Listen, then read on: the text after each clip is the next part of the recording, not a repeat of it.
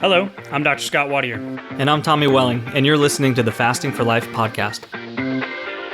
This podcast is about using fasting as a tool to regain your health, achieve ultimate wellness, and live the life you truly deserve. Each episode is a short conversation on a single topic with immediate actionable steps.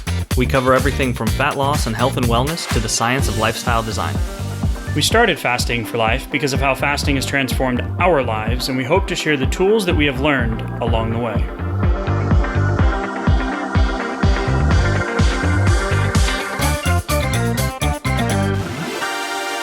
Hey everyone, welcome to the Fasting for Life podcast. My name is Dr. Scott Wattier, and I'm here as always with my good friend and colleague, Tommy Welling. Good morning to you, sir. Hey Scott, how are you doing?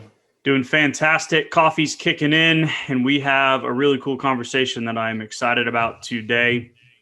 I believe this could be the framework for a lot of almost the exact programs that we're trying to create and the conversations that we have with our clients and our listeners. And the conversations that you and I have had and our story really in getting to this point and having success with fasting. The article we're going to reference and the articles that it references it's just really powerful. And I'm excited about the conversation that we're going to have because I think it's going to be really impactful for people today.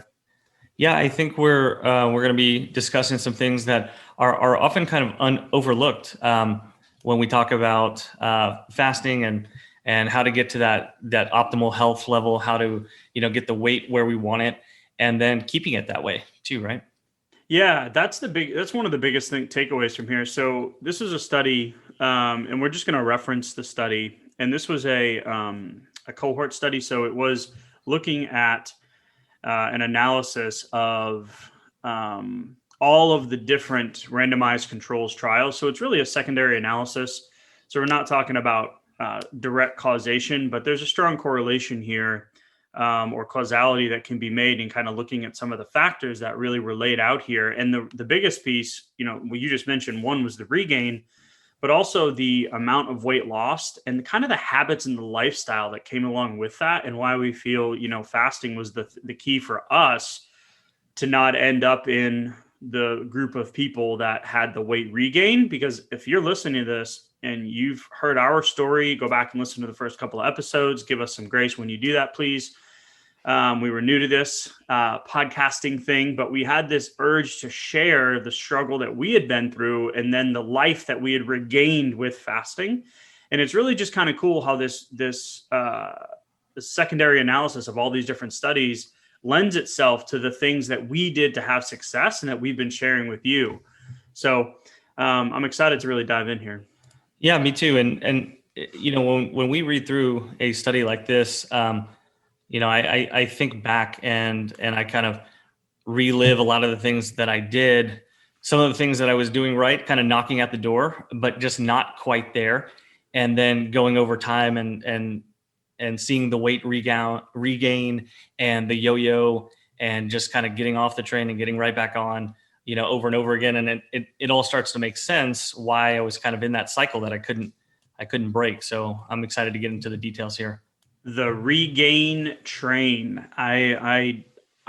This is now coming with us on our journey. That phrase, that concept, the regain train. I was the struggle bus. Yeah. It's like this. I was the conductor of the train. I was the driver on the bus. I've also been a passenger. Engineer. Yeah, engineer. There you go. I like it. That's so fitting. And yeah, that yo-yo, that's the struggle. I shouldn't say anyone, but the majority of people that we talk to, and ourselves included, they can do the 30, 60, 90 day, like hardcore willpower based. I'm going to get this done. I'm going to work out 5 days a week. I'm going to limit my calories. I'm going to cut carbs. I'm going to do macros. I'm going to use my Fitness Pal. I'm going to count my steps. Like all of these things, they can do these for a short period of time. And what I liked about this study is they look at 6 months and then all the way up to 24 months based on the randomized controlled studies that they were analyzing. And, if you've yo-yoed, then we're going to be speaking to you, and we're also speaking to ourselves because it's a struggle. Like keeping the weight off Like, how do you create that lifestyle? How do you create that habit that actually gives you the success, and not having to rely on that? What's that TV show, The Biggest Loser? Not having to rely on the Biggest Loser type mentality. Yeah, yeah, and I used to watch it too, and that was Did before I you? realized. Yeah, yeah, I used to watch it, and I found some inspiration in there too. Like, okay, yeah, I mean, they're doing it. They got 3, 4, 10 times as much to lose sometimes. I mean, there were some people with some serious numbers, Right, right, right. 2, 3, 400 pounds, that they needed to lose, and just watching what they were able to kind of muster up, like you're talking about, that energy to kind of roll up the motivation and just put the pedal to the metal and say, okay, I'm doing this, like this is for me, for my family, this is for my health, my life, like I'm doing it. And so you can kind of muster up that willpower to really kind of get the ball rolling. But then when you start to look at it over a 6 month and a 12 and a 24 month period to see if you can maintain those results, that becomes a very different struggle that's oftentimes overlooked, I think. Yeah, and I want to kind of reverse engineer this and just give a couple of details. So they were looking at a 5% weight loss and a BMI category of 30. So the majority of the people that were in the study. Now, we didn't go through all of the studies. We just went through the one the recap that they had done, or the secondary analysis. So, but when we're looking at it, the 5% weight loss is not a huge number, but when we're talking about these numbers of BMI 30 to 35, I lived in that category my whole life. I was the big guy. I was the guy who could go put 20 pounds in the gym. I was the power lifter. I was the guy who had 20-inch biceps and a 20-inch neck. And I'm not saying this to, oh, hey, look at me. I was extremely unhealthy. The way I was eating was I was working out so I could go and enjoy the wings and the Sunday football and the 6 chicken breasts and box of pasta a day and the 10 hard boiled eggs and all that stuff. Right. And then as I tried to start to lean out, it was really hard to get my number below 30. It took me until I found fasting. And this, I wasn't eating fast food and pizza every day. I was cooking at home most days, but I still couldn't get my number down. So the things that are associated, and why we're talking about this and why it's so important and why it was important for our health journey, is a BMI of 30 or greater is related to all of those negative health consequences that we see as a predominating factor in our healthcare system, in our family, in our older population, in our parents, and our grandparents, and our neighbors. It's the cardiovascular disease. It's the high blood pressure, hypertension. It's the type 2 diabetes epidemic. Yes, I'm going to use that word right now. Cancer, sleep issues, arthritis, pain from the arthritis and the limiting ability of your day-to-day life, the hormonal disruption, and overall just a crappy quality of life, reducing that quality of life. So it's like that 5% might actually get you under that number. And BMI is not my favorite metric, but 5% is not a huge thing, but it can make a huge impact on all of those things I just mentioned. And, reverse engineering this from the end is, why did 8 out of 10 people fail? What's the difference, like you said to me, Tommy, between those two, or that 20% versus the 8 or that 80%? Yeah, and just to see that only 20% had maintained their weight loss, their 5%.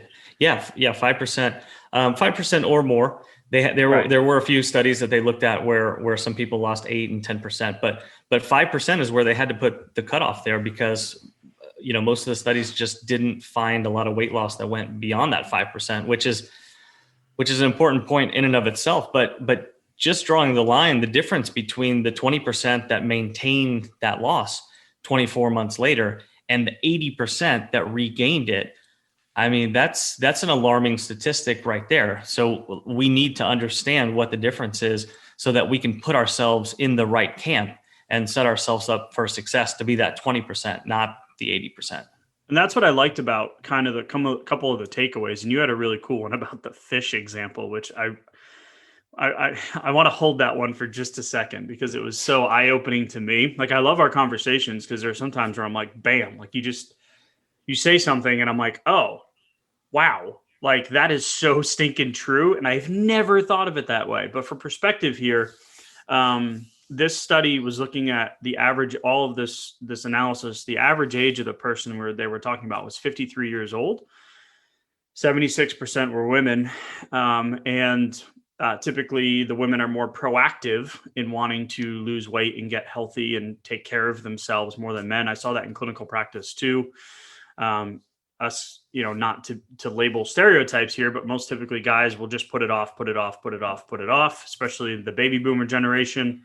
My dad Hmm. was like, nah, I'm fine. I'm like, Dad, your arm is literally dangling from your side. Nope, I'm good. I'm just going to go to work today. Like that kind of mindset. Um, so 53 years old is the average age. The reason I'm saying this and talking about it, why this stood out was let's, as we get older, is typically when we see all of those comorbidities and issues that we talked about above. Before just a few minutes ago about those comorbidities and cardiovascular disease and hypertension, those typically come in that 40 to 50, 50 to 60, Hmm. decade of life, right? So Yeah, they take time to develop, right? yeah, so let's not try to get the weight off there. First of all, let's do the things, earlier in life that allow us to have control that we never end up on the regain train or the struggle bus or that typical 4 to 6 to whatever 8 pounds a decade as we age. So I just wanted to kind of set a couple of parameters of what we're looking at, but I like the idea that what we're going to talk about can be applied and prevent you from ever ending up in that category. Yeah, I agree, and I think it was interesting because the main factor that was associated with keeping the weight off by 6 months was correlated with sedentary activity, and that one wasn't the big predictor at 24 months, but at 6 months it was, and we were talking about why that may be, um, because usually we talk about the fact that we don't have to just sit on a cardio machine or a treadmill in order to lose some fat or to keep it off necessarily. But at the same time, lifestyle wise, the longer we spend in a sedentary position during the day, overall that's normally going to lead to more snacking, more food intake, more just boredom eating. More And marketing opportunities to yeah, blast your your physiology yeah, with it's breaking just your food, food, willpower. food. Yeah, Yeah, I mean the just cheap food restaurant advertisements that come on, especially like during the day or late night TV. I mean, sports. Oh my oh gosh, wow, televised sporting events. Oh, like they know what they're doing. You have to protect your inputs, and like one of those things is just, I mean, literally in the study, it has a picture of a couch because I mean that's where we spend most of our time if we are being very sedentary. So it's not that you have to go out and train for a marathon, but just getting out of the house and even taking a slow walk around the neighborhood, casual bike ride, walk the doing a dogs. project. Yeah, like just get up and get your mind on something else, get moving and step away from the pantry and from the processed carbohydrates, to put the bag of chips, keep it in the closet or don't buy it to begin Don't with. buy it, And right? yeah, and then you're going to have a much easier time keeping that weight off.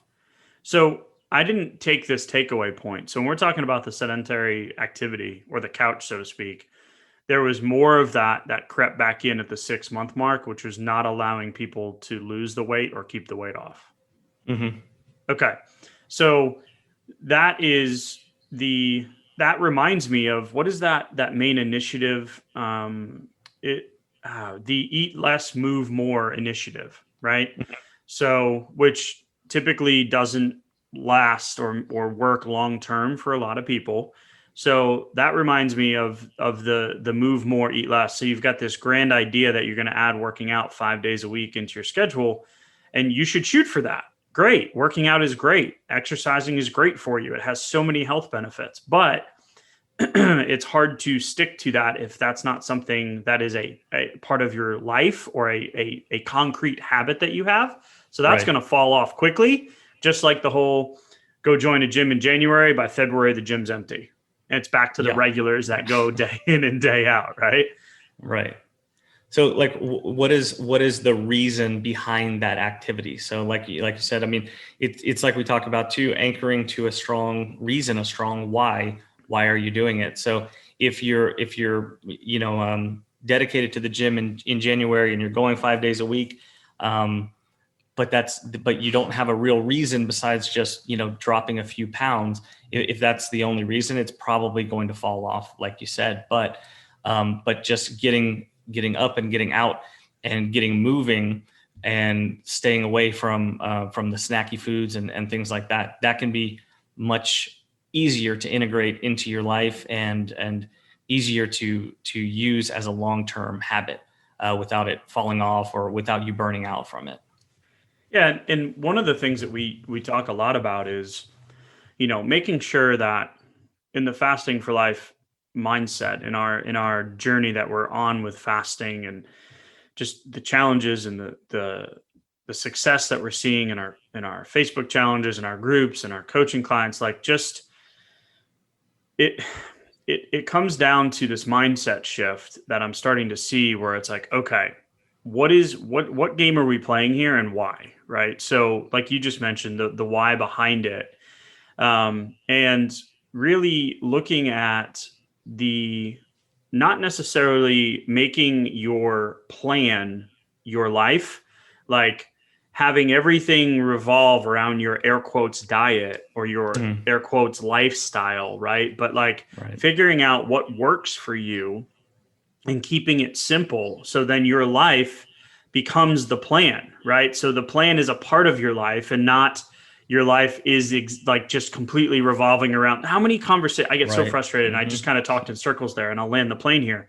Is how many conversations at social gatherings, or just go sit at a coffee shop and listen to people talk. They talk about their health, they talk about their diet, they talk about their restriction, they talk about how they didn't eat the pizza on Friday, and they're really trying hard to lose that 20 pounds. And I encourage Hmm. everybody to continue on this, and to keep fighting and keep working at it, because it's so important in terms of your health. But there's a different conversation that we can be having, and I just think, fasting was that light bulb moment for us, and it's been that for so many people. Yeah, absolutely. And I mean, I think part of that is because in order to keep having that conversation, keep keep having the fuel to keep the fight going, you need to continue to see results. So the really tough part, especially in the eat less, move more, becomes when those results start to slow down. You still have the willpower, you still have the internal fuel, but then the scale stops moving. The clothes are fitting the same. Nothing feels like it's really changing. That can only go on for so long before things start to slip, because there's not really a justifiable reason anymore to kind of keep going. And you say, well, if I'm not seeing any results, kind of what's the point? Is what slowly starts to creep in. Right, right. So at the 6 month mark, we had more sedentary activity. So people stopped, their activity, because they were a lot of these were looking at using steps or using a pedometer, and we did a whole episode on that in the past, about the 10,000 steps to nowhere and what does the science really say behind it. The key concept is just move. And it doesn't have to be crazy CrossFit workouts. Like, if that's what you love, great. You don't have to go run a marathon, I think is what you said to me, Tommy, when we were talking Hmm. about doing this episode. Yeah, you just need to move, get away from the pantry, get outside, do something, go walk the mall, go just get out and move, right? So that was the 6 month thing, was the why people couldn't get to the 5% minimum weight loss, or more, or keep it off. And then in the intermediate, there was a few things that kind of crept back in that I believe were more lifestyle induced. And this is where they found an interesting finding when it related to fish in the diet, and the way you explained it was perfect. Yeah, when we got to the 24-month mark, the correlations kind of changed a bit.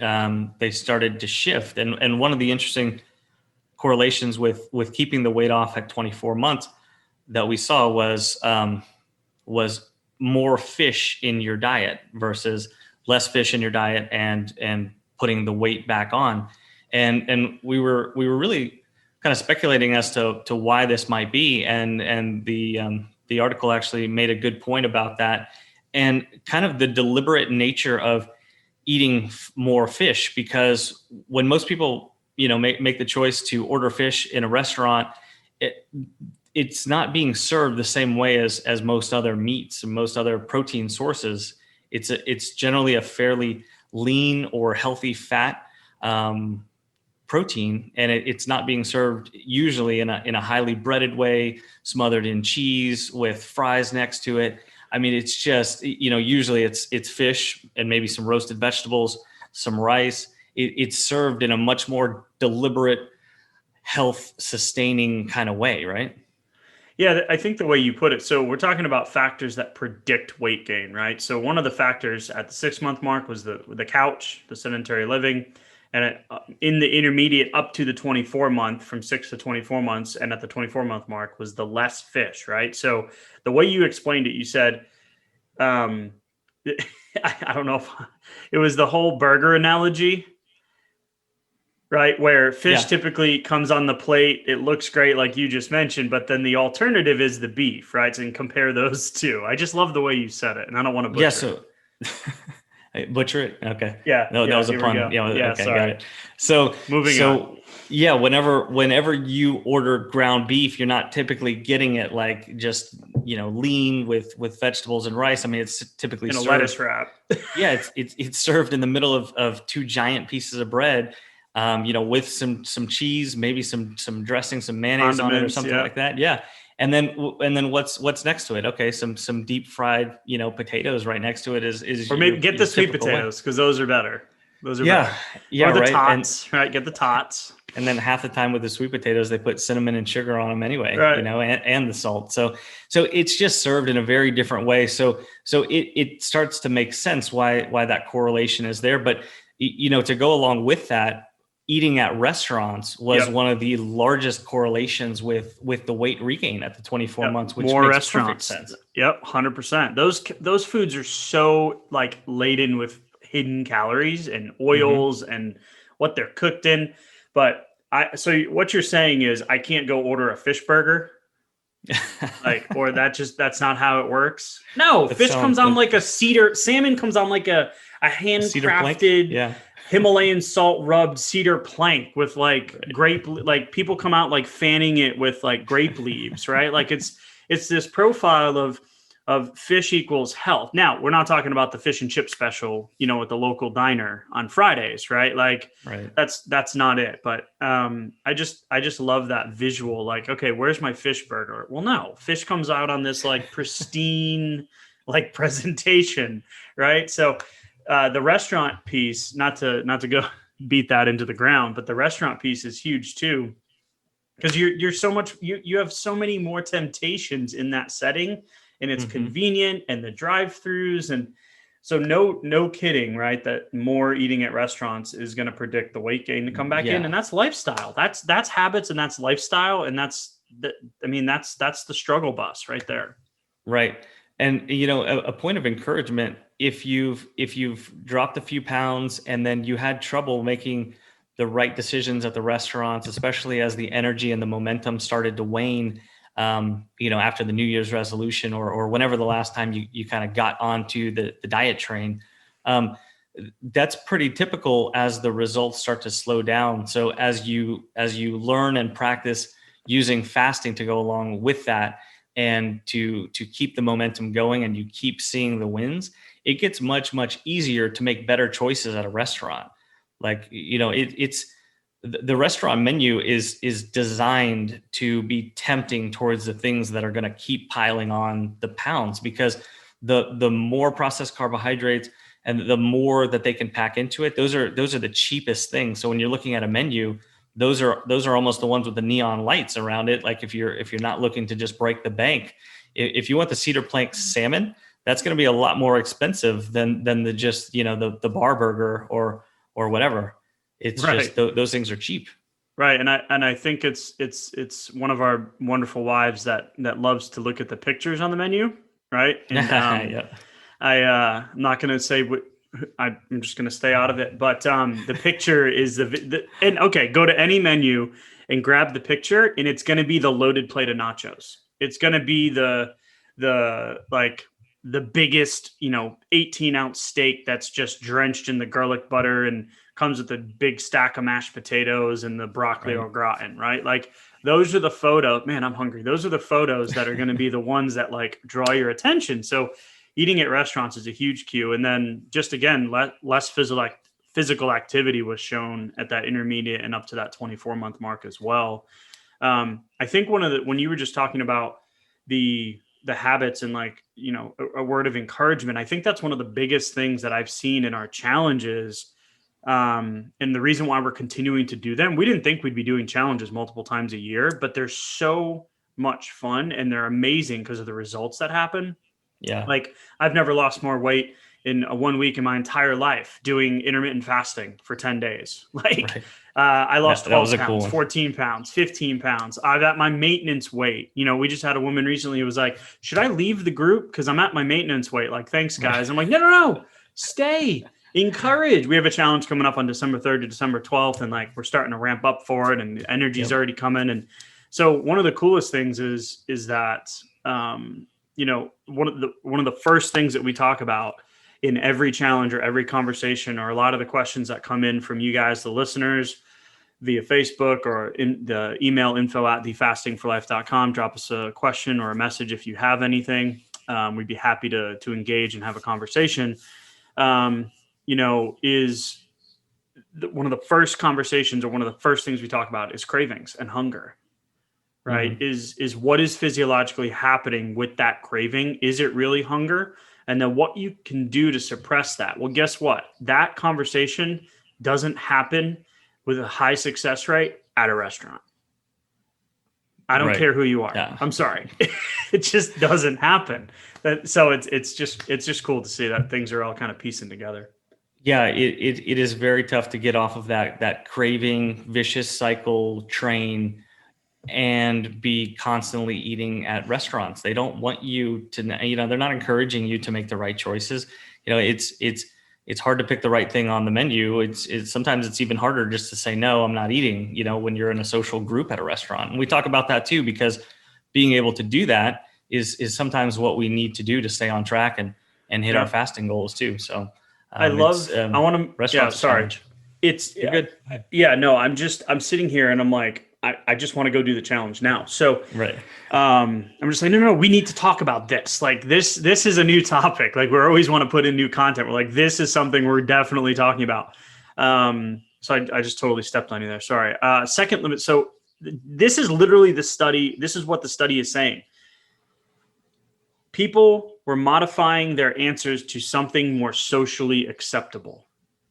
Example, quotes, I've been going to restaurants a bit too much, as opposed to I've been ransacking the all-you-can-eat buffet after a night out.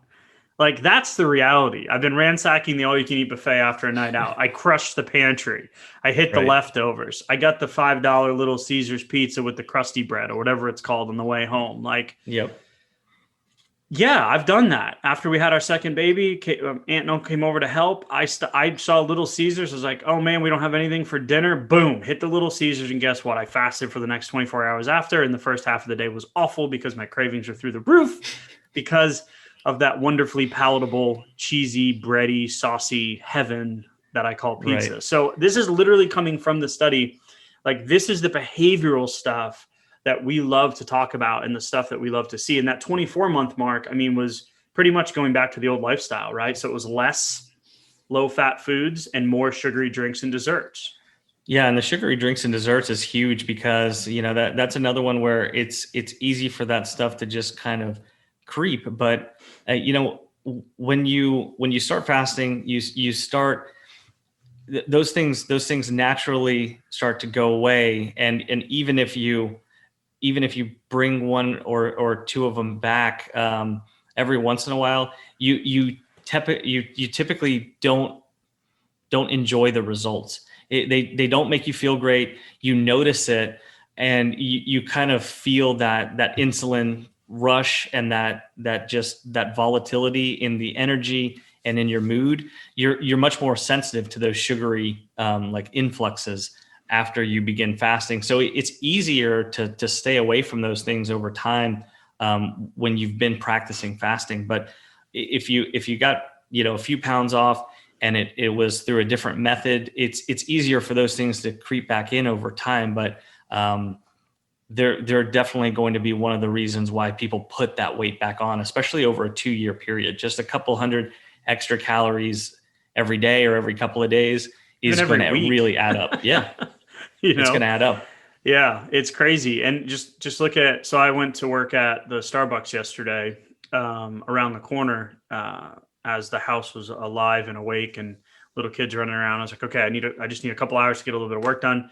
And it was happy hour apparently, which I didn't know that this was a thing. That it's like I the didn't conch either. shell, right? The ooh, like the horn, and everybody comes running.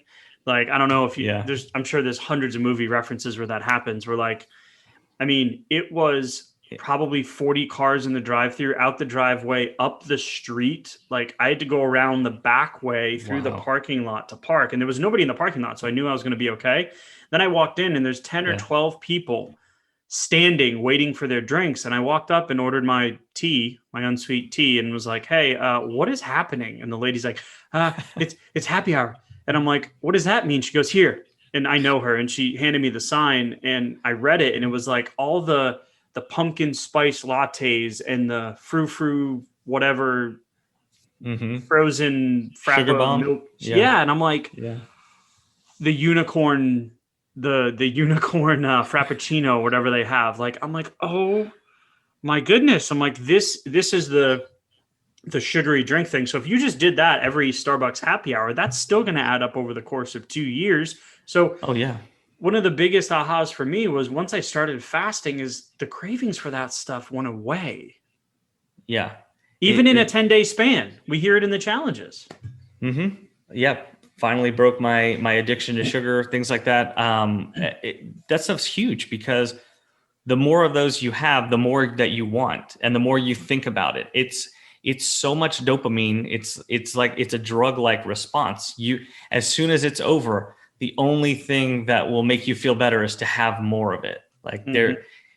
there's a sadness, there's a vacuum that happens when it's over. Like there was this one episode of King of Queens, and Oh Doug, the no. main guy, yeah, and it was like he shoveled his pudding cup into his mouth, and then he looked in the bottom of it, and he was just sad that it was gone. That's what the sugary drinks and the desserts, like that's what's happening in the brain, and that's hard to fight. But when you start fasting, it gets very, very easy, much easier, for that stuff. For just you stop thinking about that stuff so much. Right, right. And it the there was there's been so many things in my life that have like been kicked to the curb. There's still a few that kind of pop up, right? Which are my staple things that will pull me off track. Like pizza's a big one. Like that's hard for me. So we don't stop and get it. We don't order it. We don't keep frozen ones in the house. Like I know Right. I'm going to eat it, you know. So, but most of the things that like I used to, like a Hertz donut, right, which was something that was local here, or a Mm-hmm. Krispy Kreme wherever you're from.